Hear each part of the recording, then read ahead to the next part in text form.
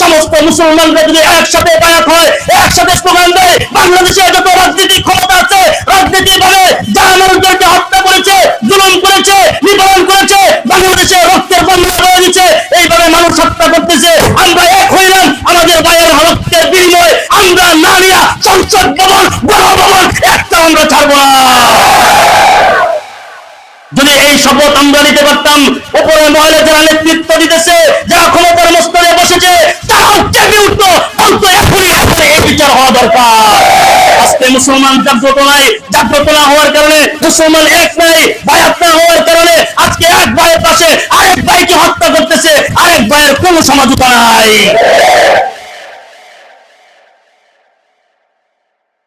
কথা ক্লিয়ার? কথা এটাই ক্লিয়ার। এখন এসেছে আমাদেরকে এক হওয়ার, এখন এসেছে আমাদেরকে বায়াত হওয়ার। এক হয়ে এই সন্ত্রাস, এই দুর্নীতি আমাদেরকে রুদ্ধ করতে হবে। এক হয়ে এই সন্ত্রাস, এই দুর্নীতি যা কিছু আছে বাংলাদেশ থেকে তাড়াইতে হবে। যতক্ষণ পর্যন্ত এক না হওয়া যাবে ততক্ষণ পর্যন্ত শান্তির আশা করা।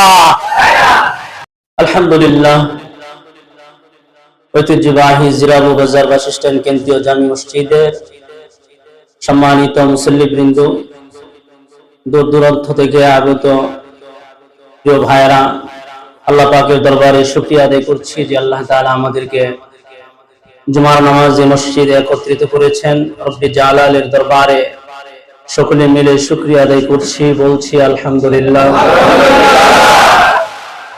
নবীজি বলছেন, 6 জিনিস আসার আগে তোমরা মৃত্যুর সফর তাড়াতাড়ি করো, মৃত্যুটাকে তাড়াতাড়ি বরণ করে নাও। যদি এই 6টা জিনিস তোমাদের ভিতরে দেখা যায়, তোমরা যদি দেখতে পাও।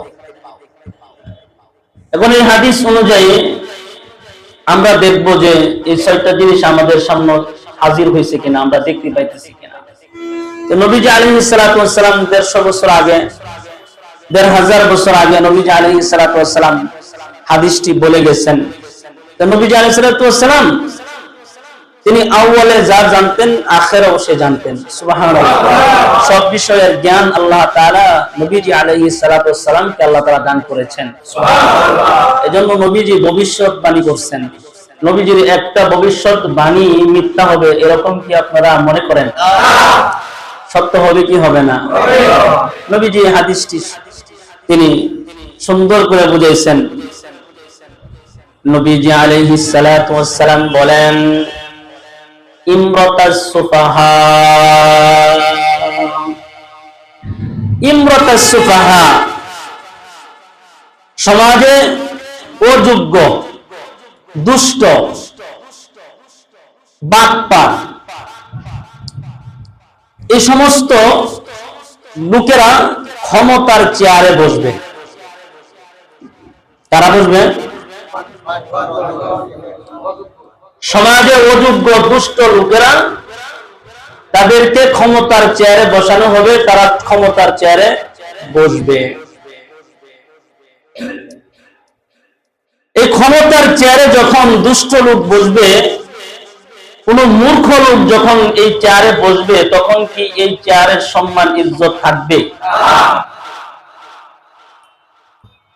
যখন কোন দুষ্ট লোক এই চেয়ারে বসবে, তখন তার কাছ থেকে কি ভালো কিছু আশা করা যাবে? এজন্য নবীজি বলছেন, ইমরাতাস সুফাহা, দুষ্ট লোকের নেতৃত্ব দেখার আগেই মৃত্যুর সফর তাড়াতাড়ি করো। আল্লাহু আকবার বলতেন না?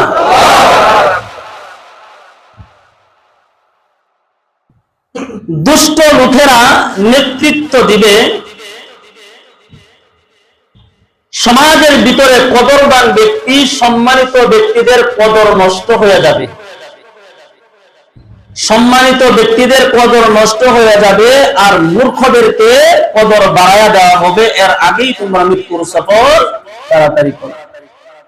যখন মূর্খরা দেশ চালাবে, যখন মূর্খরা একটা সমাজ চালাবে, যখন দুষ্ট লোকেরা সৎ মানুষের বিচারাচার করবে, তখন বুঝতে হবে কিয়ামত খুব কাছাকাছি চলে আসছে।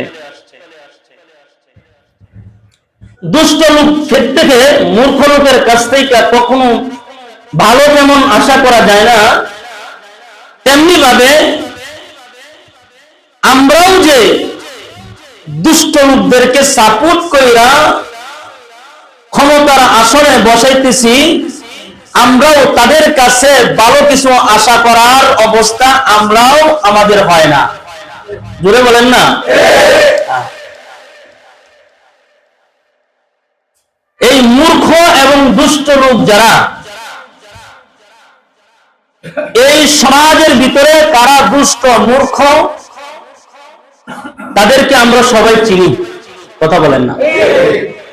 ভালো লোক মন্দ লোক আমরা চিনি না। কে পাঁচ ওয়াক্ত নামাজি আর কে নামাজি না, তাদেরকে আমরা চিনি না। লিস্টে আসে না নাই?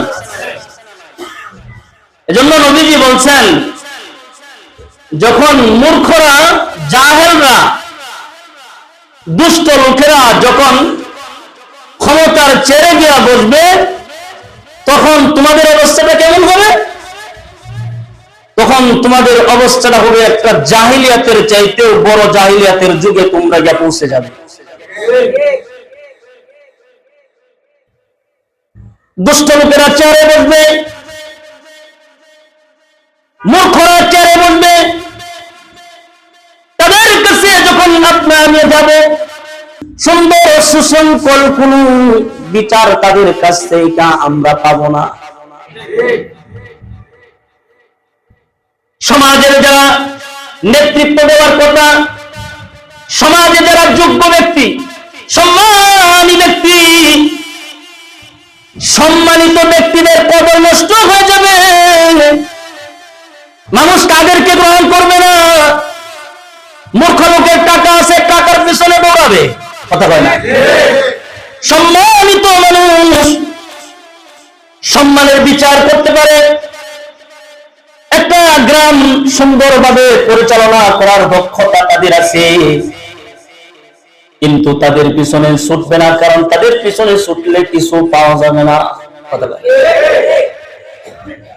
দেখবেন যে মূর্খ আর দুষ্ট লোকেদের টাকার অভাব নাই। কথা বলে না। তাদের পিছনে মানুষ দৌড়াদৌড়ি করবে, তাদেরকে মানুষ নেতা বানাবে। কথা বলেন ঠিক না বেঠিক? তাদেরকে মানুষ নেতা বানাবে। ছোট্ট একটা মসজিদের কথা বলি, মসজিদের ভিতরে সম্মানী মানুষের কদর নাই, মূর্খ লোকের কদর মসজিদেও বেড়ে গেছে। মসজিদের ভিতরে যিনি পাঁচ ওয়াক্ত নামাজ পড়েন, যিনি মসজিদের সাথে সম্পর্ক রাখেন, ওই মানুষদেরকে মসজিদের ভিতরে কমিটির মধ্যে রাখে না। কথা কয় না। রাখে সুদখোর, ঘুষখোর, গাঁজাখোর, ইয়াবাখোর, মদখোর, জিনাখোরদেরকে মসজিদের ভিতরে কমিটির মধ্যে রাখে, তাদেরকে রাখে। তার মানে বোঝা যায়, একটা দেশ পরিচালনা নেতৃত্ব দিবে তো দূরের কথা, সেখানে তো মূর্খ লোক আছে। মসজিদটাকেও এখন মূর্খ লোকে ছাড়ে না।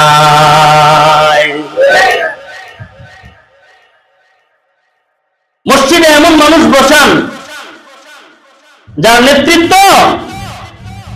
সুন্দর, যার মসজিদের তাআল্লুক সুন্দর, এমন মানুষগুলো মসজিদের ভিতরে থাকবে, কতই না সুন্দর হবে। কথা বলেন ঠিক না বেঠিক?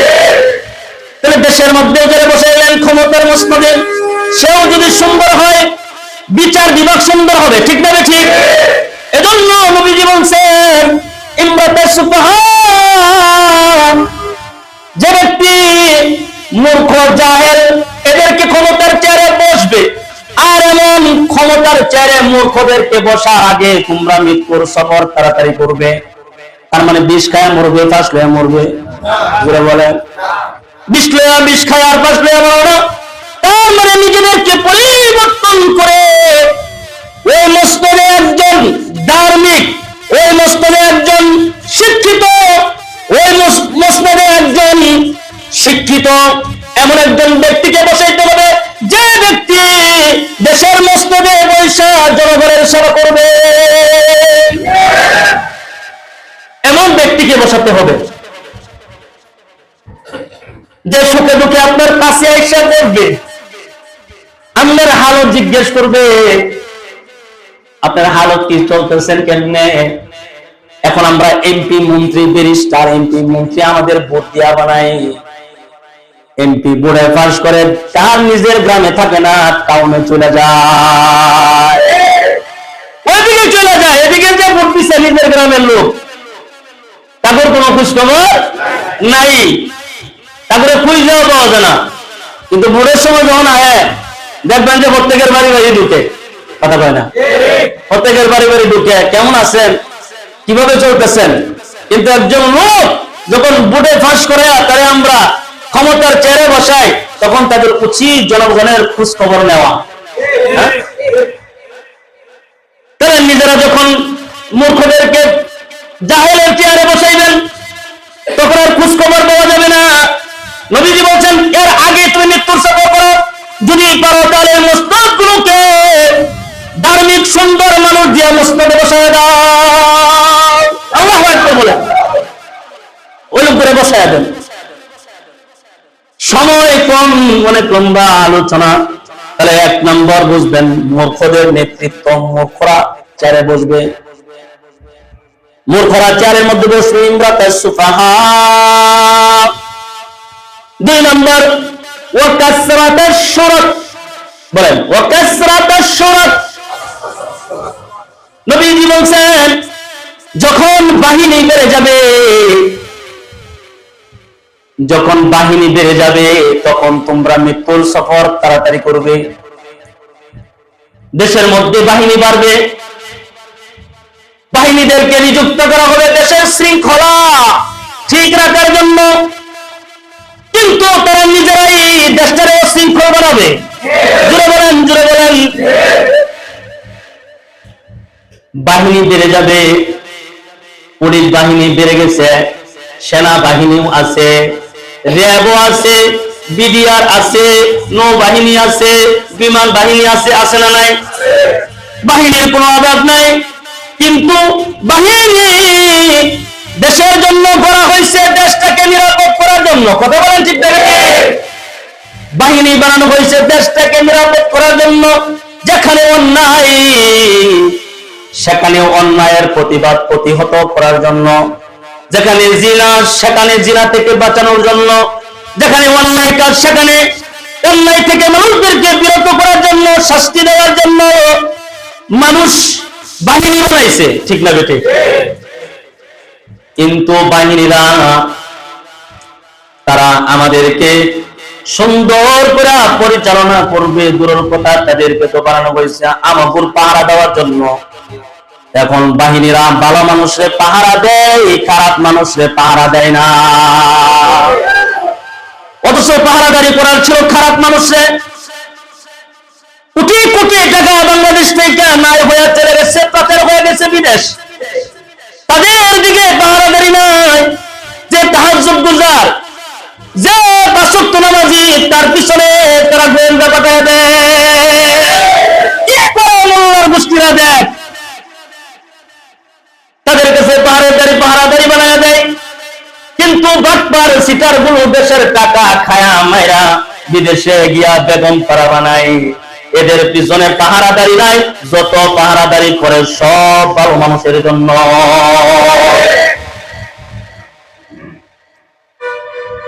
রমজানে আল্লাহ ওয়ালারা রোজা রাখে, ইবাদত করে, নামাজ পড়ে, বাটপার সিটারদের কাছে না যায় রমজানে গিয়া ঢুকে আল্লাহ ওয়ালাদের বাড়িতে, কথা বলে না, তাদেরকে জেল জুলুমের ভয় দেখায়, জেল জুলুমের ভয় দেখায় তাদেরকে জেল খাটাইছে কি খাটায় নাই? জোরে আওয়াজ করে বলেন, খাটাইছে কি খাটায় নাই? খাটাইছে। কিন্তু একটা কথা সুন্দর করে বুঝবেন, আমাদেরকে নিরাপদ করবে দূরের কথা, এদের সামনে গিয়া সুন্দরভাবে দুইটা কথা বলতে হৃদয় কেঁপে কেঁপে উঠে যায়। সুন্দর দুইটা কথা বলার মতো থাকে না তাদের সাথে, একটা কথা ভালোভাবে নেওয়ারও চেষ্টা করে না। এজন্য বলবো,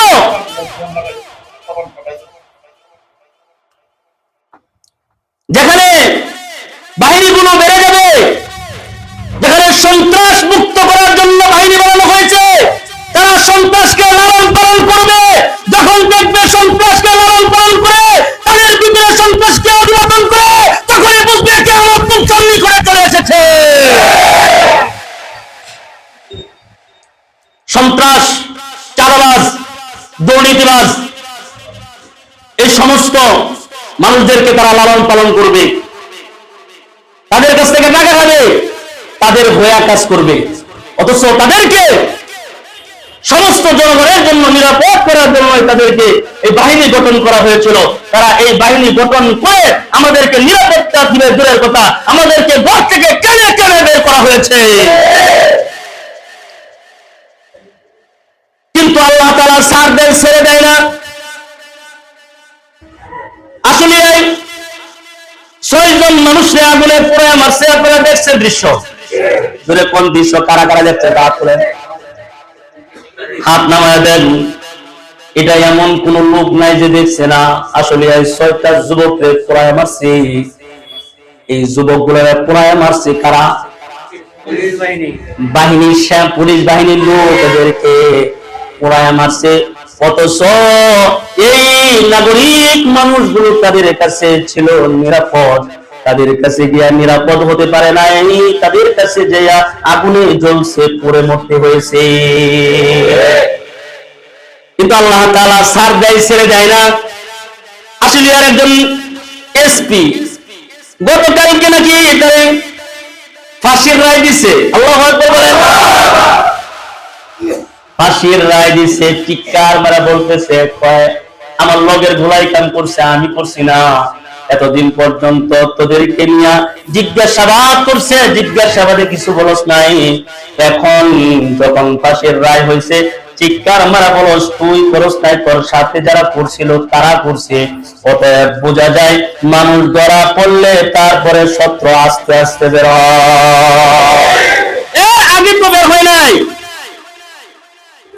সন্ত্রাস দমনের জন্য তোমাদেরকে পুলিশ বাহিনী এখন দমন করতে পারে না। সন্ত্রাসে পুলিশে পর্যন্ত হুমকি দেয়, কথা কয় না, পুলিশে পর্যন্ত হুমকি দেয়। কেন হুমকি দেয়? পুলিশ যদি সবাই তাদের জায়গা থেকে যদি ন্যায়ের পথে চলতো, ন্যায়ের পথে থাকতো, নেতা কি আর সন্ত্রাস কি আর সন্ত্রাসের বাপ আসলেও পুলিশের পায়ের মধ্যে ভয়ে পড়ে থাকতো। পুলিশগুলোদেরকে তোমরা তাদেরকে এসে ক্ষমতার দাপট দেখাও। পুলিশ বাহিনী কারো ক্ষমতার দাঁড় ধরে না, তারা জনগণের জন্য নিবেদিত। অতএব জনগণকে তারা নিরাপত্তা দিলে তোমরা যারা তাদেরকে নিয়ে পুলিশদেরকে তোমরা দমকাও। পুলিশ যদি সুন্দরভাবে শৃঙ্খলভাবে দেশ পরিচালনা করতো, আল্লাহর কসম একটা পুলিশকে দমকায় কোনো নেতা কোনো সন্ত্রাস কথা বলতে পারতো না।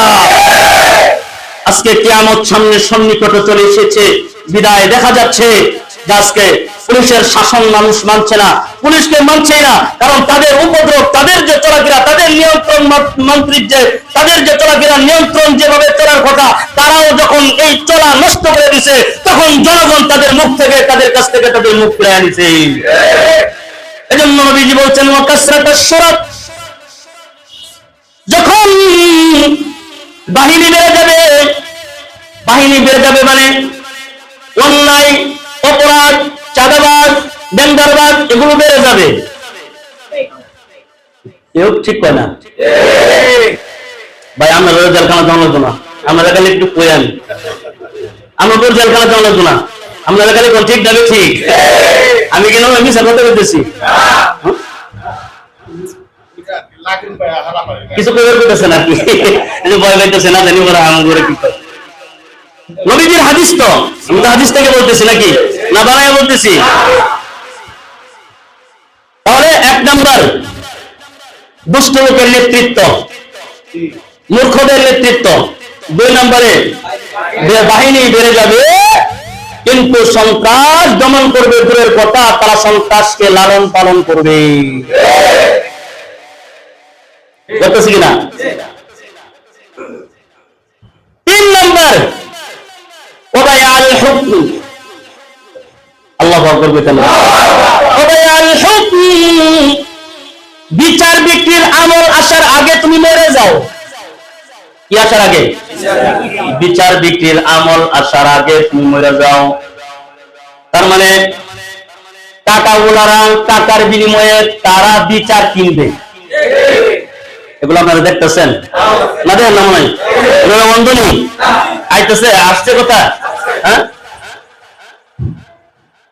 বিচার বিক্রির আমল আসার আগে আগে তোমরা মৃত্যুর সফর তাড়াতাড়ি করো। তার মানে আদালতের ভুবনে গরিব মানুষরা আদালতে দৌড়াদৌড়ি করবে, খামখালি শুধু শুধু দৌড়াদৌড়ি করবে। উপর মহল থেকে আগেই বিচারপতির কলমের কালি টাকাওয়ালারা কিনে নিবে। গরিবকে বলবো মামলা দিছিলাম, এটা চুজ করার কি জান পরে দিন আইন যে, ঠিক না বেটি? জান পরে দিন আইন যে, এবার খালি দৌড়াইবো, গেছে পরে দিন, এখনো এটার কালাম হচ্ছে না, আপনারা আবার আইন, এভাবে দৌড়াইবো। কিন্তু আগের থেকে কিনবো, বিচারপতির কলমের কালি কিনবো। ও ভাই আল হুক, মানুষের বিচার বিক্রির আমল আসার আগে মরে যাও।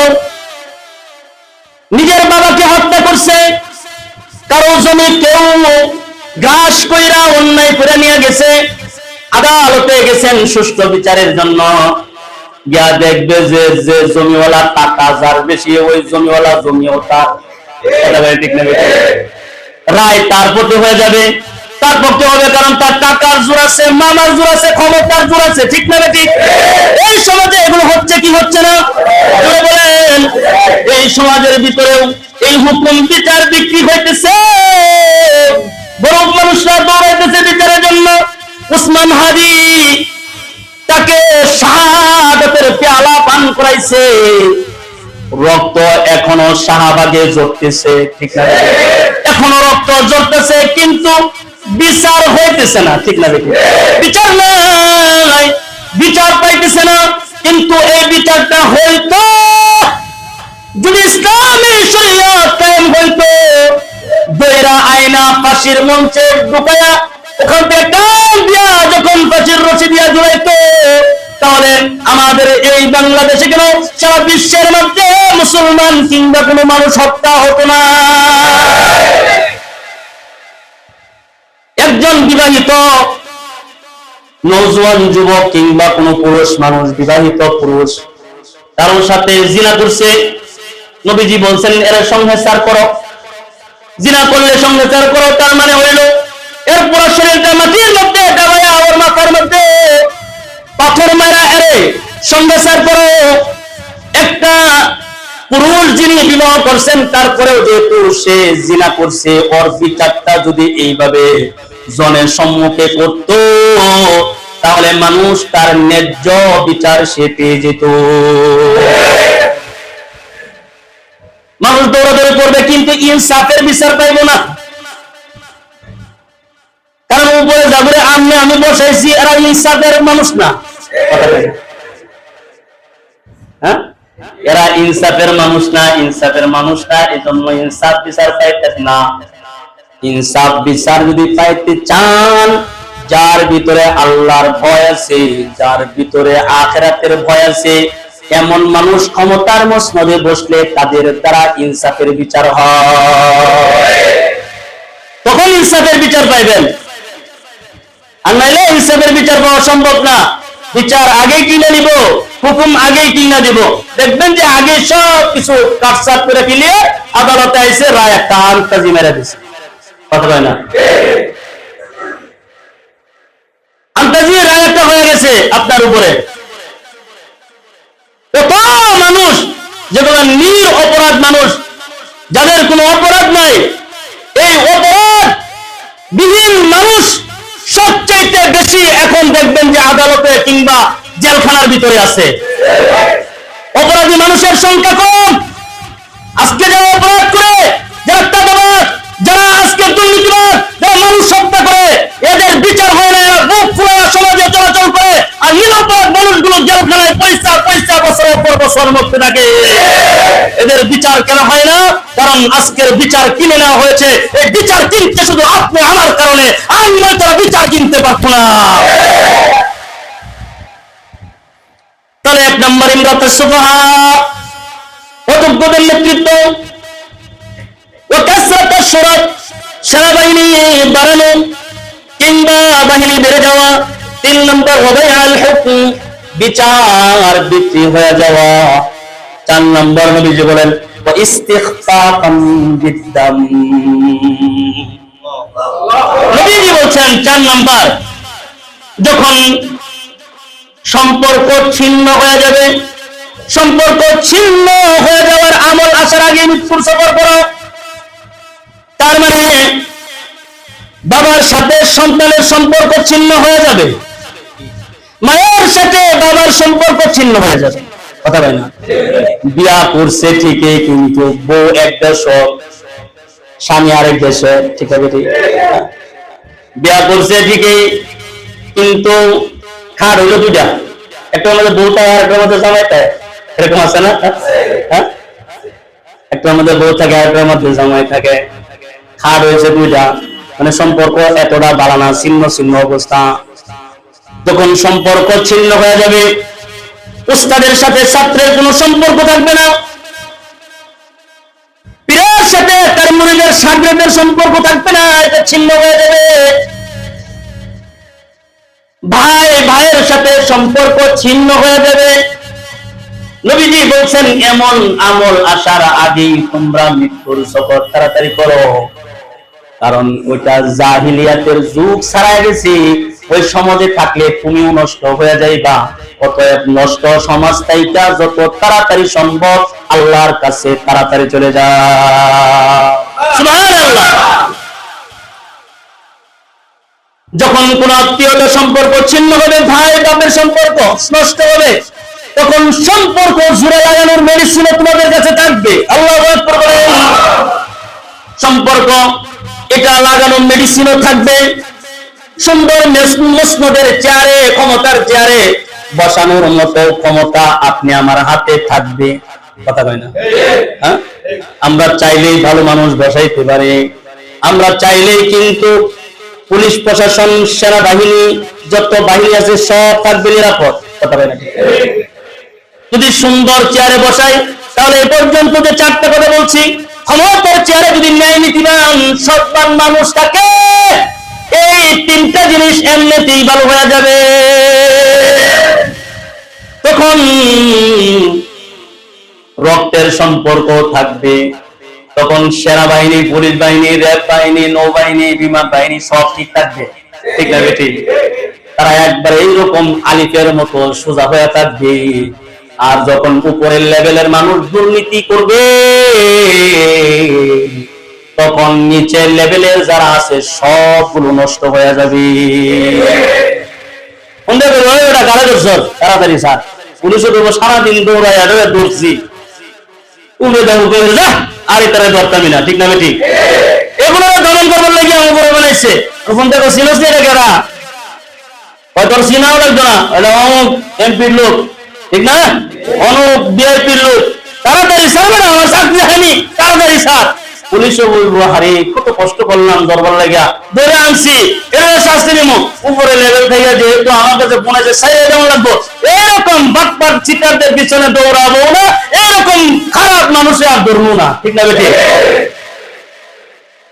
তখন এগুলো ভুলে যাবে মানুষ। তাহলে আগে যে বলে থাকে এর হলো সবকিছু, ওই ভালো থাকলে সব ভালো, ওই খারাপ থাকলে সব খারাপ।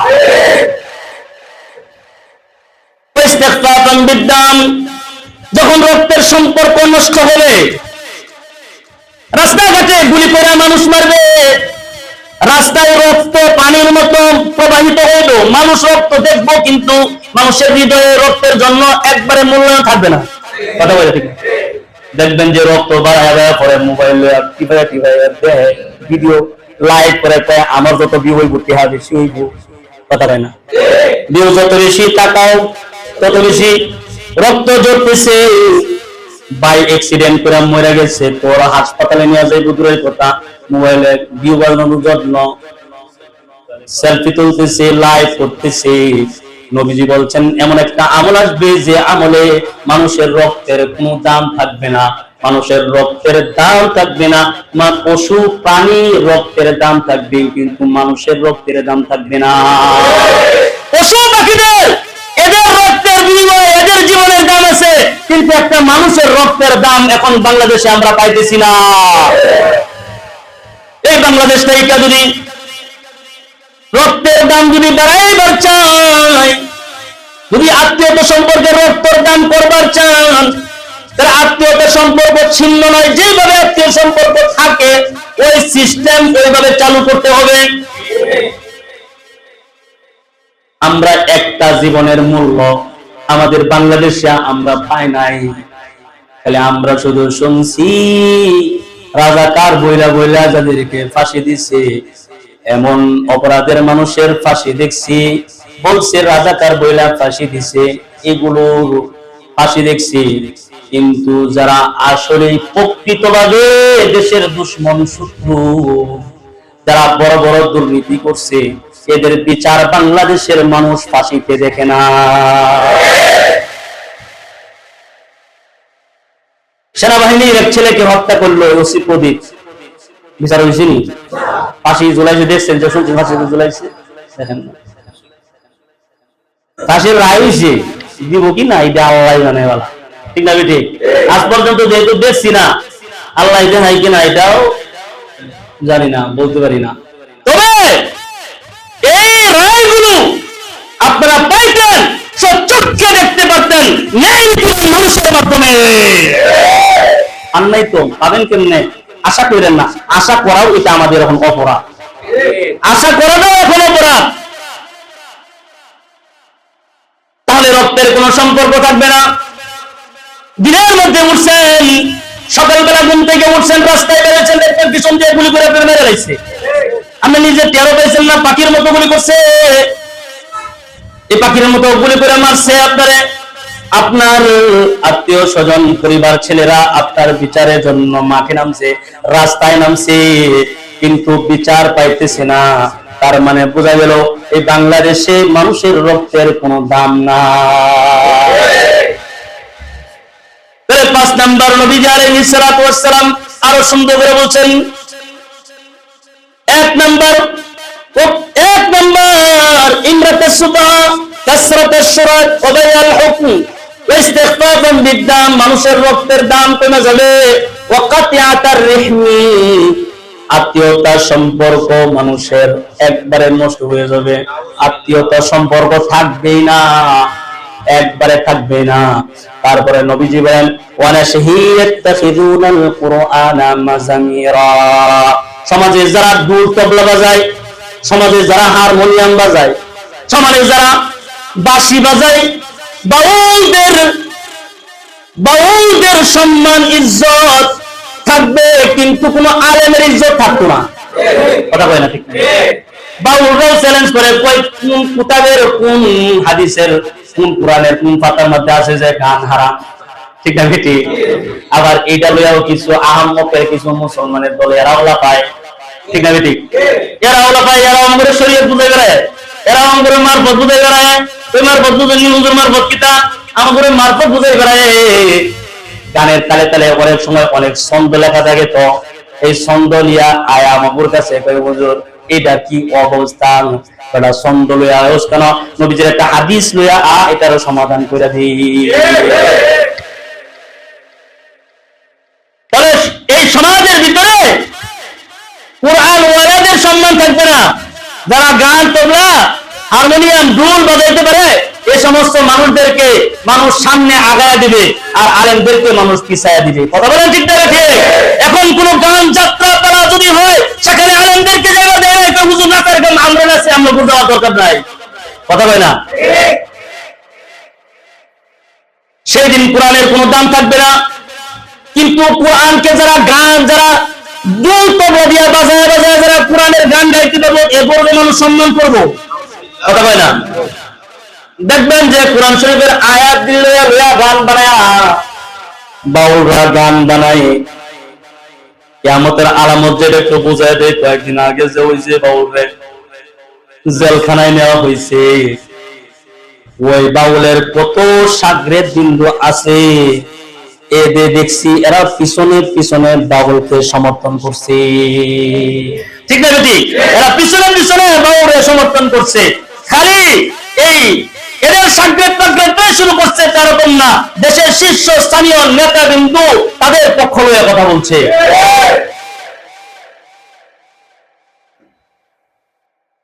হাদিসের ব্যাখ্যাটা এমন হইতে পারে, ওয়াশারিয়াতাখুদুনাল কুরআনা মাযামিরা ইউকদ্দিমুনাহু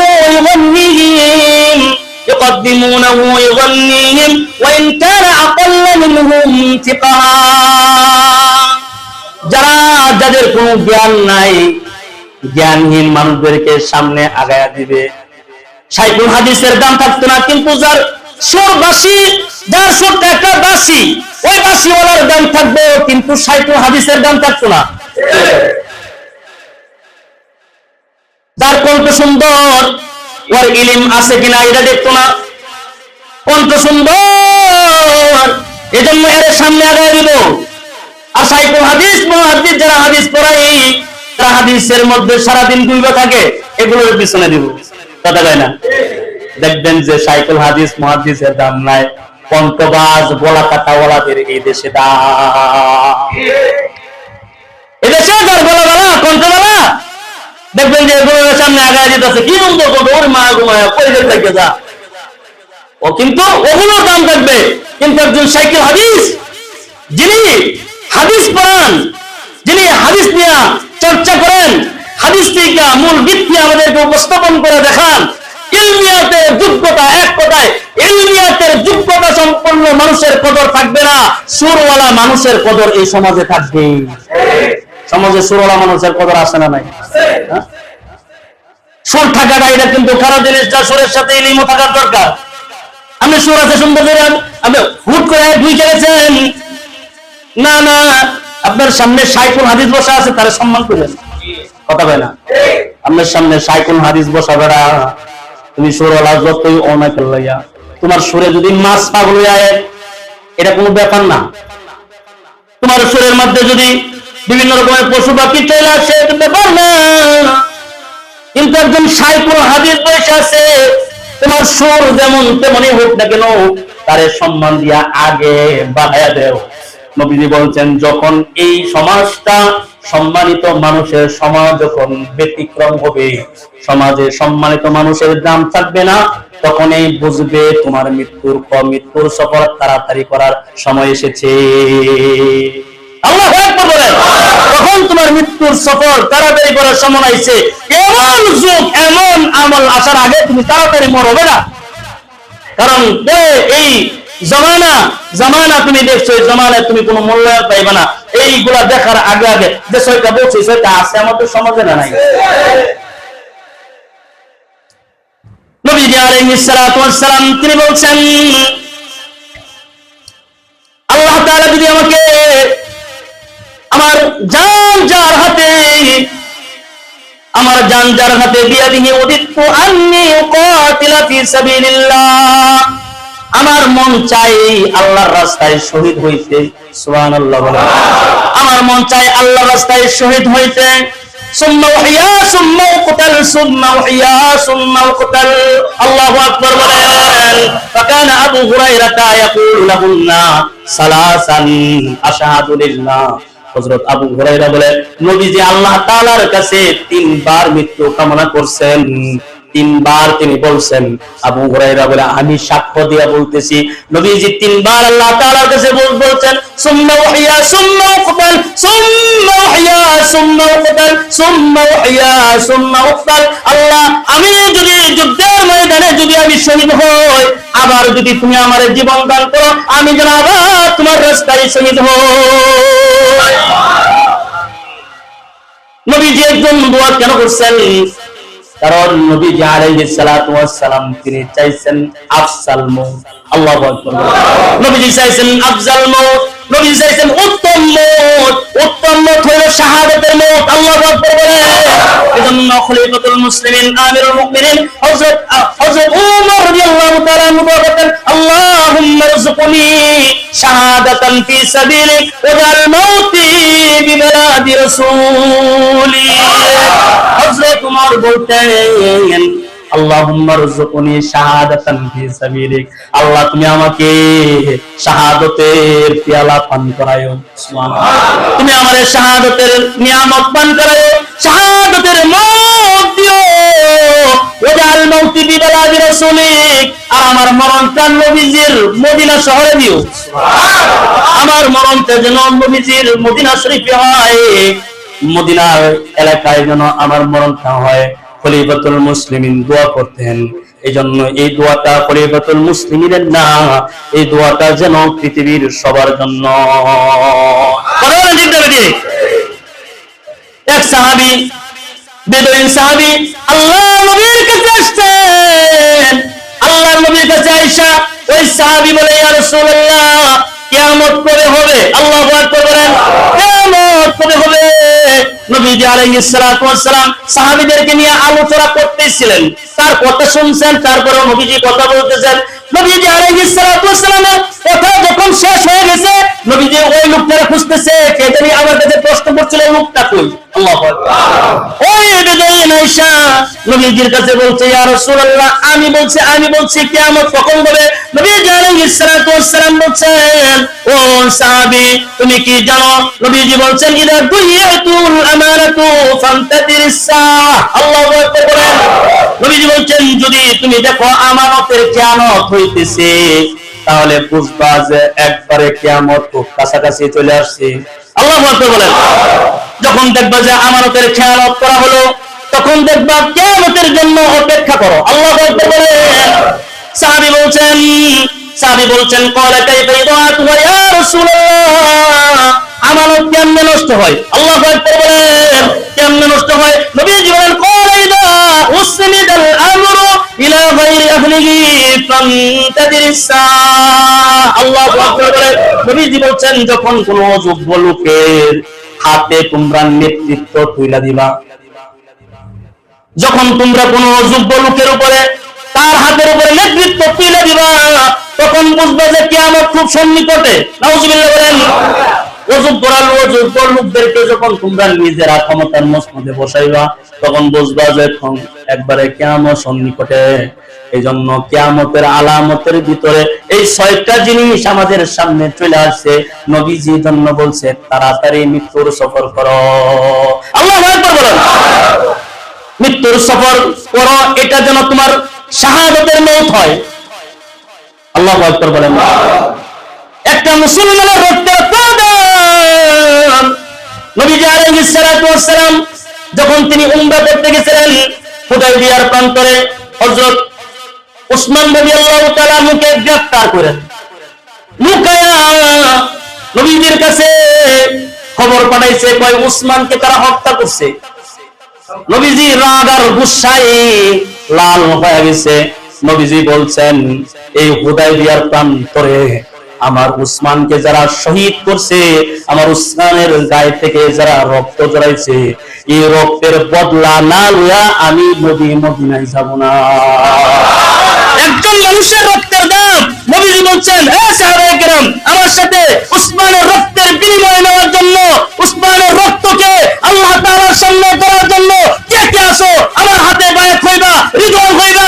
সাহাবায়ে কেরাম বললেন, ইয়া রাসূলুল্লাহ, নির্দ্বিধায় আপনি হাত ধরেন। সাহাবায়ে নবীজি হাত ধরছেন। হাত ধরার পরে সমস্ত সাহাবায়ে কেরাম নবীজির কাছে বায়াত হয়ে গেলেন। বায়াত হয়ে বলছে, উসমানের এই রক্তের বদলা না নিয়া আমরা এই হুদায়বিয়ার প্রান্তর থেকে যাব না। যখন সব হাত নবীজির হাতে দেওয়া হলো, নবীজি তারপরে ওনার বাম হাতটাও সাহাবীদের হাতের উপরে রাখলো। রাখার পরে আল্লাহ তাআলা কোরআনের আয়াত জিবরাইল দিয়ে পড়ায় দিয়েছে, ইন্নাল্লাযীনা ইউবাইউনাকা ইউবাইউনাল্লাহ। হে রাসূল, নিচে আপনার হাত, উপরে সাহাবীদের হাত, আবার আপনার হাত। আমি আল্লাহ বলতেছি, আমি আল্লাহ, আপনার হাতের উপরে আমি আল্লাহর হাত। আমি আল্লাহ আজকে বায়াত গ্রহণ করলাম। উসমানের এই রক্তের বদলা না নিয়ে নবীজি যাবেন না। আল্লাহু আকবার বলেন। বায়াত গ্রহণ করেছিলেন। আজকে সমস্ত মুসলমানরা যদি একসাথে বায়াত হয়, একসাথে স্লোগান দেয়, বাংলাদেশে যত রাজনৈতিক ক্ষমতা আছে, রাজনীতি ভাবে যারা মানুষদেরকে হত্যা করেছে, জুলুম করেছে, নিপীড়ন করেছে, বাংলাদেশে রক্তের বন্যা হয়ে গেছে, এইভাবে মানুষ হত্যা করতেছে, আমরা এক হইলাম। আমাদের বায়ের রক্তের বিনিময় আমরা না নিয়া সংসদ ভবন, গণভবন একটা আমরা ছাড়বো না। যদি এই শপথ আমরা নিতে পারতাম, উপরে মহলে যারা নেতৃত্ব দিতেছে, যারা ক্ষমতার মস্তরে বসেছে, তারাও চেপে উঠতো, বলতো এখনই এই বিচার হওয়া দরকার। আজকে মুসলমান জাগ্রত নাই। জাগ্রত না হওয়ার কারণে, মুসলমান এক নাই, বায়াত না হওয়ার কারণে আজকে এক ভাইয়ের পাশে আরেক ভাইকে হত্যা করতেছে, আরেক ভাইয়ের কোনো সমঝোতা নাই।